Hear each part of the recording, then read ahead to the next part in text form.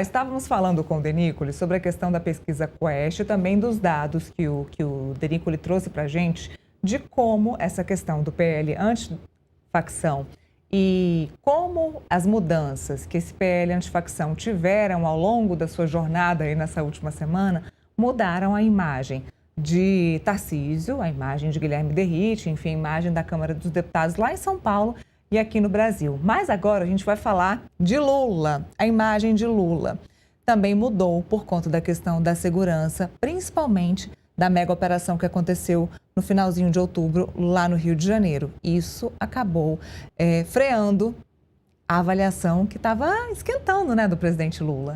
Eu falo que o Lula tomou uma bala perdida, né, nessa operação Exatamente. Do Rio de Janeiro, porque as pesquisas mostraram que está revertendo, né?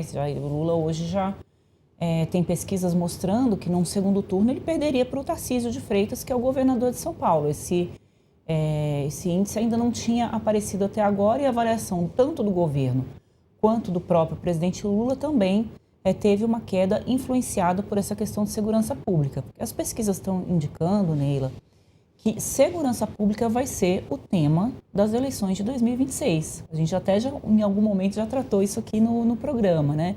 A economia, claro, é fundamental, todo mundo vota ali também muito baseado, né, de como é que está o bolso aí no final do mês, mas a segurança pública bate na porta de todo mundo, ninguém aguenta mais ser assaltado, quem não foi conhece alguém que foi, eu espero que um dia quem não foi não seja, mas assim, a situação está ruim e as pessoas que vivem nas favelas, nas comunidades, elas também querem, né, que o Estado tenha mais presença, porque onde o Estado não está, o crime organizado é que se faz. Então, isso está aparecendo nas pesquisas e não é um discurso que a esquerda tem, né? Esse é um discurso da direita, da centro-direita, então beneficia aí os governadores de oposição ao governo Lula. O governo está tentando encontrar um discurso e está bastante perdido, Neila, com relação a esse discurso.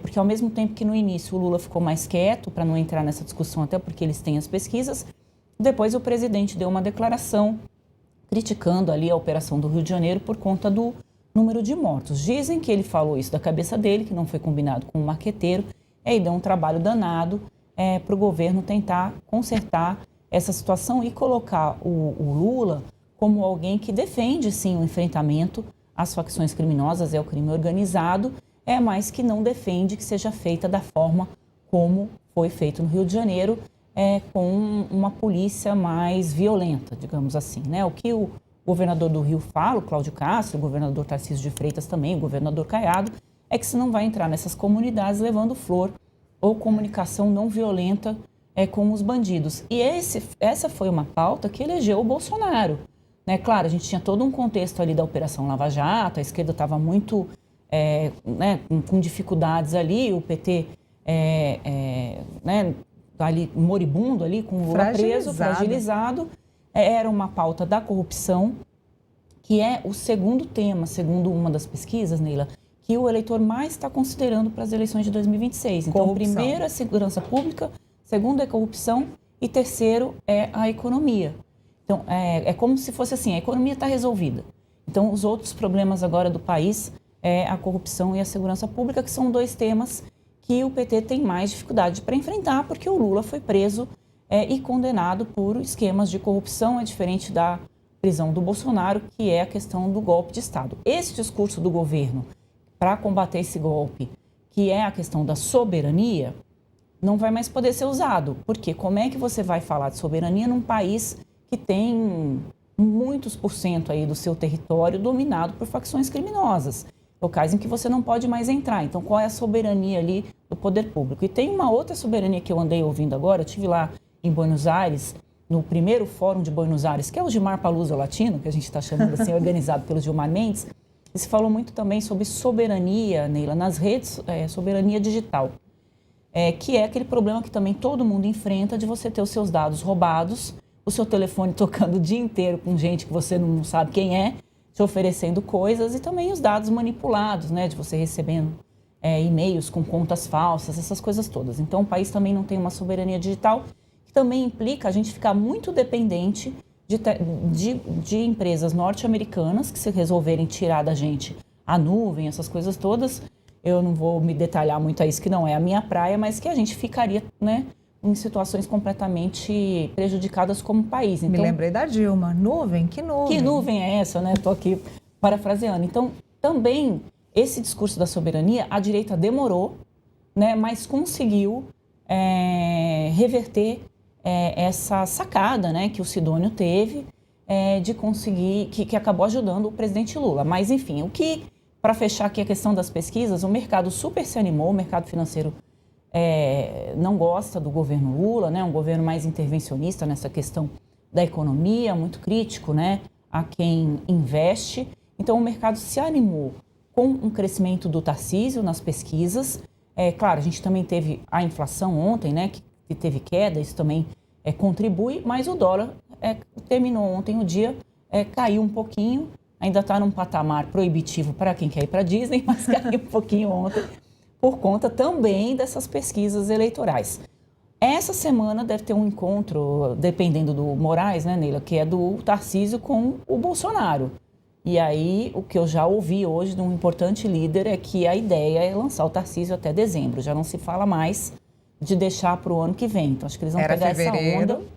Agora é dezembro. Agora é dezembro. Então, o que está se avaliando agora se vai ter um Bolsonaro na chapa como vice.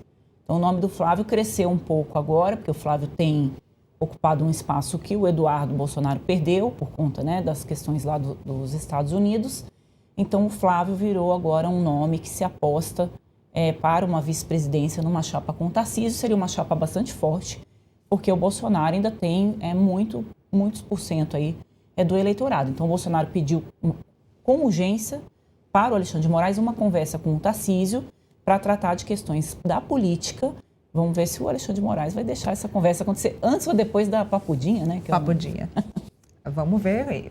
Essa semana termina, né? Na verdade, já tem maioria no Supremo Tribunal Federal, a maioria da primeira turma já julgou, né, de forma negativa os recursos, ou seja, não vamos dar recurso aí para Jair Bolsonaro, não tem essa, vai ser preso. Agora, chega de chororô. Chega. Só resta saber agora o dia que vai lá para a tal da papudinha, a foto que a Andresa sempre falou aqui que o Alexandre de Moraes quer fazer. Talvez, não sabemos quanto tempo o Bolsonaro vai ficar na papuda, porque, de fato, falamos agora há pouco sobre isso, é uma responsabilidade muito grande para o Alexandre de Moraes deixar o Bolsonaro na papuda na qualidade que ele está de saúde. Ele está, de fato, com um problema de saúde, então você imagina essa responsabilidade para o Alexandre de Moraes, de uma direita inteira vigiando o Jair Bolsonaro preso na papuda. Mas se tiver a falta, já tá bom, né? Porque vitimiza, né? Se acontecer alguma coisa, uma tragédia ali com o Bolsonaro, aí muita gente que nem é Bolsonaro vai acabar olhando, né, para uma decisão do Moraes de uma forma crítica, né? Isso pode fazer com que a sociedade mude de posição com relação à decisão do Supremo Tribunal Federal. Ninguém tem dúvida que ele vai pegar uns dias ali de regime fechado. O Lula pegou um ano, né? Sim. Um pouco mais do que isso. Vamos ver se ele vai equiparar a esse tempo para um Bolsonaro ir para a prisão. Bolsonaro a gente está contando as horas, né? Isso vai acontecer e vai ser aí o quarto presidente do Brasil a ir para a prisão depois do período da redemocratização. A gente teve o Lula, o Fernando Collor está preso em prisão domiciliar, mas está preso o Bolsonaro e o Michel Temer, que passou ali algumas horas na prisão também. Estava dizendo Lula 1 ano e 7 meses. 1 ano e 7 meses, quase 2 anos então, né? Então pode ser que o Bolsonaro fique um pouquinho mais lá se equipararem, né? Tempo suficiente para ele não incomodar nas eleições. Eu acho que ele vai incomodar, viu, Neila, mesmo estando preso, porque o Bolsonaro não vai deixar... Claro, vai ficando menos presente ali no dia a dia do eleitor, mas como o Lula fez quando estava preso também. As conversas se dão ali em torno dele, ele é um líder da direita, não perdeu essa posição.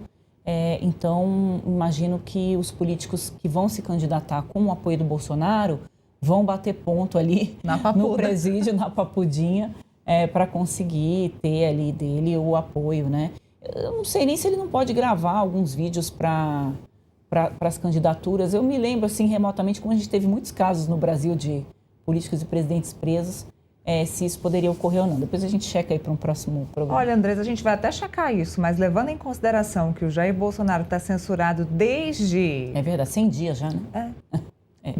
Daria um livro, hein? 100 dias na prisão domiciliar, né? 100 dias na censura. Enfim. É isso aí. Mudando de assunto, vamos falar sobre financiamento de campanha. Assunto muito importante. Hoje, eu não vou me lembrar quando foi que houve essa mudança, mas hoje não temos mais financiamento privado para as campanhas eleitorais. Quem custeia isso é você. Eu, Andresa, todos nós que pagamos nossos impostos. Então, o fundo eleitoral, o fundo partidário é que custeia as campanhas eleitorais. Então, quem tem mais cabeças no Congresso Nacional, quem tem mais candidatos, quem tem mais gente eleita, tem mais fundo partidário. Quem tem mais dinheiro consegue eleger mais gente. Ou seja, é justo? Não é justo? É um processo que envolve muito dinheiro, que eleva o poder dos caciques e dos presidentes dos partidos e que tira a oportunidade de injetar dinheiro das empresas privadas. Isso mudou, mas pode voltar. Pois é, a gente já está indo para a quarta eleição em que está proibido o financiamento privado de campanha, né? Como a Neila colocou, quando as empresas podem doar diretamente para os seus candidatos. Isso foi proibido por conta da Operação Lava Jato, que descobriu que as empresas estavam pagando propina em forma de doação eleitoral, então se decidiu naquele momento, como tudo no Congresso, na pressa, né, na urgência de resolver as coisas, de tapar os buracos, se resolveu acabar com o financiamento privado. O problema é que de lá para cá, esse fundo eleitoral foi crescendo a cada ano e cada vez mais está se colocando dinheiro público para financiar as campanhas. Na campanha do ano que vem, já são quase 5 bilhões de reais Sim. que vão ser disponibilizados para os candidatos. Então, o que está se falando? Olha, a gente está vendo aí o crescimento das facções criminosas e elas estão cada vez mais entrando dentro da política. Então, quem tiver oportunidade vai fazer caixa 2. E os candidatos que não fizerem caixa 2 só podem contar com o dinheiro do fundo eleitoral. Então, se você abrir para as doações dos empresários, você vai ter um processo mais depurado, né? Você vai ter outras oportunidades de grana. Você não vai precisar subir tanto o valor do fundo eleitoral. Num país que está precisando de dinheiro, que está buscando arrecadação, 5 bilhões, né, pode fazer uma diferença e pagar uma continha ou outra desses tantas de contas que o governo cria para a gente pagar, vale disso, vale daquilo, sem ter dinheiro para custear isso. E também eles dizem o seguinte, você tem as igrejas, né, que concentram muito ali os votos dos seus eleitores, enfim, tem bastante argumento para usar a favor do financiamento privado de campanha. Quem é contra, e a Advocacia Geral da União soltou uma decisão essa semana se manifestando contra, porque essa discussão está lá no Supremo Tribunal Federal, diz que seria um retrocesso para o país, porque a partir do momento que você permite que as empresas doem para os candidatos, é como se eles tivessem assim donos no Congresso. Então, vou dar dinheiro para você se eleger, depois você vai fazer as minhas vontades ali no Congresso. Isso realmente acontecia. O que todo mundo acha, Neila, assim, isso já é consenso aqui em Brasília, tanto na classe política quanto no próprio judiciário, é que precisa mudar, porque do jeito que está não funcionou. Principalmente por causa da despesa e da concentração de poder na mão dos caciques dos partidos. Então, no Brasil, que é o partido que tem mais dinheiro, o Antônio Rueda é quem decide quem que ele quer eleger ou não, porque o dinheiro está na mão dele. Então, ele bota esse dinheiro aí. A gente já falou aqui do Celso Sabino, que eles iriam fingir que iriam expulsar o Celso Sabino, mas, na verdade, eles vão asfixiar o ministro e não vão dar dinheiro para ele poder fazer campanha. Então, essa foi a forma encontrada, porque se eles expulsarem, eles estão liberando o Sabino para poder ir para outro partido. Então, ele vai fingir que vai expulsar, na verdade, como uma punição, mas vai tirar o dinheiro e tirou o controle do partido. Então, essa discussão está no Supremo, por quê? Porque a Solidariedade ingressou lá no Supremo para que o Supremo decida dar uma cautelar para liberar já o financiamento privado já para as eleições do ano que vem. O que seria uma loucura, porque toda regra eleitoral ela tem que mudar um ano antes da eleição. Adivinha, Neila, quem foi o relator desse caso lá no Supremo Tribunal Federal? Vamos ver se você consegue ter uma ideia. O sorteio da bolinha? O sorteio da bolinha caiu em quem? Sempre nele. Será que é Alexandre de Moraes? Será, gente? Alexandre de Moraes é o relator desse pedido de solidariedade para que já comece a valer a partir do ano que vem o financiamento privado. Ninguém acredita que o Alexandre de Moraes vai fazer isso, mas que todo mundo avalia que realmente vai ter uma discussão. E aí, no âmbito do Supremo, mais uma vez o Supremo metendo a colher lá nos assuntos do Legislativo para decidir se volta ou não o financiamento privado. Aí valeria ali para as eleições de 2028, que seriam as eleições para prefeito, né? Vamos ver se isso vai acontecer. O que tem agora é o público e o pessoa física, né? Então, poucos empresários doam diretamente como pessoa física, porque aí é o CPF deles e ninguém quer muito deixar esse rastro aí nessas doações. Olha, dá para ter um meio termo, né? Porque é uma grande de uma ironia. A gente sabe que os empresários, eles pagam, sim, existe um grande lobby dentro do Congresso Nacional. Vamos colocar aqui algumas bancadas, por exemplo, bancada do agro. Empresas do agronegócio estão sempre lá, tem o lobby do agronegócio. A bancada evangélica, estão lá as igrejas evangélicas. Então, a bancada da bala, está lá as empresas de segurança. Não tem para onde correr. Então, assim, sempre os empresários, os segmentos da economia dessa área estão sempre lá no Congresso Nacional em busca dos seus interesses, até porque tem que recorrer mesmo. Uhum. É claro que tem que ter um meio termo. Não dá também para os parlamentares ficarem reféns dos mega empresários, que a gente sabe que existem no Brasil, mega empresários que também comandam o país. Falta regulamentar a atividade de lobby, né? É isso. No Brasil, o lobby Pronto. virou o sinônimo de corrupção, né? Ninguém se apresenta como, eu sou lobista, bota lá no cartão lobista, o que nos Estados Unidos é super comum. Sim. Tem atividade de lobby, né? Se fala muito em regulamentar a profissão, mas tem que, como tudo no Brasil, na hora que surgir alguma urgência com relação a esse tema, eles passam na frente ali da pauta. Por enquanto, isso está lá, desde que eu comecei a trabalhar em Brasília, já coloca anos aí, nessa conta, se fala nesse projeto de regulamentação do lobby, isso nunca sai. Mas, é claro, o lobby ele é legítimo desde que seja feito dentro de regras do jogo. Andresa falou de um número aqui de 5 bilhões, um valor de 5 bilhões de reais previstos para as eleições do ano que vem, para o fundo eleitoral, de 5 bilhões, estava previsto 1 bilhão. Exatamente, bem lembrado, Nila. 1 bilhão, de 1 bilhão pulou para 5. Pulou para 5 bi e vamos ver se não vai subir mais um pouquinho daqui até a campanha, né? Então é muito dinheiro e curioso, porque é contraditório, porque se mudou as regras de campanha, diminuiu, né, o período de eleição, você não pode fazer mais showmício, da camiseta, essas coisas todas, santinho. Não pode, viu, gente, dar tijolo para construir casa, cesta básica, isso nunca pôde, viu? Mas é bom lembrar aqui que continua não podendo. Mas você não pode ter gastos que você teria antes, né? O que se gasta muito hoje em campanha, Neila? É com impulsionamento nas redes sociais. Isso é permitido e, então, a maior parte desse dinheiro está indo ali para empresas como a Meta, né? Como o Google, que é ali que os candidatos têm feito campanha e se gasta muito dinheiro. Então, a maior parte está ali e também com cabos eleitorais. Esses cabos eleitorais, muito porque é possível fazer desvio de dinheiro, que você bota lá uma lista com o nome de um monte de gente. Mas tem muita gente que usa também realmente cabo eleitoral para fazer suas campanhas, né? Então, você não precisaria mais de tanto dinheiro, mas para os políticos, né, que tem uma boca desse tamanho, o dinheiro, né, é algo infinito na conta deles, né? E não finito como é o nosso dinheiro, né, que entra o salário num dia, né? Quem nunca, né? No dia seguinte você já não tem mais isso. um centavo. Andresa, muito bem. Olha, a gente continua acompanhando essa questão das pesquisas eleitorais. Claro, isso ainda vai repercutir bastante, até porque a gente aguarda esse encontro entre Jair Bolsonaro e Tarcísio para saber o que sai disso. Espero que a gente saiba, né, o que sai disso. Os burburinhos e os aliados contem para a gente o que é que vai sair dessa reunião. Quem diria, né? O Cláudio Castro foi quem devolveu à direita, né, uma bandeira para...